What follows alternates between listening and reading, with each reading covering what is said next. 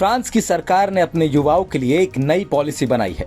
इसके तहत 18 से 25 साल तक के युवाओं को फ्री में कॉन्डम दिए जाएंगे। जी हाँ, ये पॉलिसी नए साल की शुरुआत से फ्रांस में लागू हो जाएगी। मेडिकल स्टोर्स पर 18 से 25 साल तक के युवाओं के लिए फ्री में कॉन्डम उपलब्ध होगा। ये घोषणा खुद फ्रांस के राष्ट्रपति इमैनुअल मैक्रोन ने की है। मैक्रोन ने इसे बचाव के लिए एक छोटी सी क्रांति करार दिया है। आप भी सोच रहे होंगे कि छात्रों के लिए पढ़ाई संबंधित कोई पॉलिसी लाने की जगह ये कॉन्डम को फ्री में बांटने का क्या मतलब है। तो आपको बता दें कि दरअसल 25 साल तक के युवाओं को फ्री में कॉन्डोम देने के पीछे फ्रांस सरकार का मकसद सेक्सुअली ट्रांसमिटेड बीमारियों से बचाव करना है।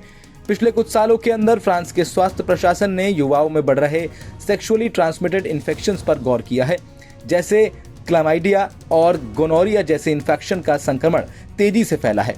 हालांकि ये पॉलिसी सिर्फ यहीं तक सीमित नहीं है, बल्कि आने वाले समय में फ्री में कॉन्ट्रासेप्शन पिल्स और सेक्सुअली ट्रांसमिटेड बीमारियों की जांच भी इसके अंतर्गत शामिल होगी। फ्रांस के राष्ट्रपति ने बताया कि शुरू में इसे केवल 18 से 25 साल तक के युवाओं के लिए ही रखा गया है, लेकिन बाद में कई सारे एक्टिविस्ट के कहने पर आने वाले समय में इसे 18 से कम आयु वालों के लिए भी एक्सटेंड कर दिया जाएगा। साल 2018 से ही फ्रांस के अंदर लागू स्कीम के तहत अगर आप किसी भी मेडिकल स्टोर से डॉक्टर के प्रिस्क्रिप्शन पर कॉन्डोम खरीदते हैं तो नेशनल हेल्थ सिस्टम के तहत उसका पैसा आपके अकाउंट में ट्रांसफर कर दिया जाएगा। लेकिन युवाओं में यह स्कीम अब तक प्रचलित नहीं है। साथ ही साथ फ्रांस के युवाओं में कॉन्डोम का प्रयोग भी बहुत सामान्य नहीं है।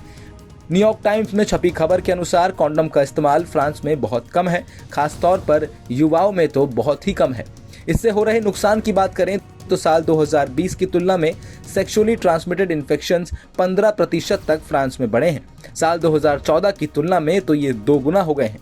हालांकि फ्रांस के विद्वानों और राष्ट्रपति इमैनुअल मैक्रोन का कहना है कि सेक्सुअली ट्रांसमिटेड इन्फेक्शंस को रोकने के लिए सबसे महत्वपूर्ण सेक्स एजुकेशन है, जिससे फ्रांस के ज्यादातर लोग अछूते हैं।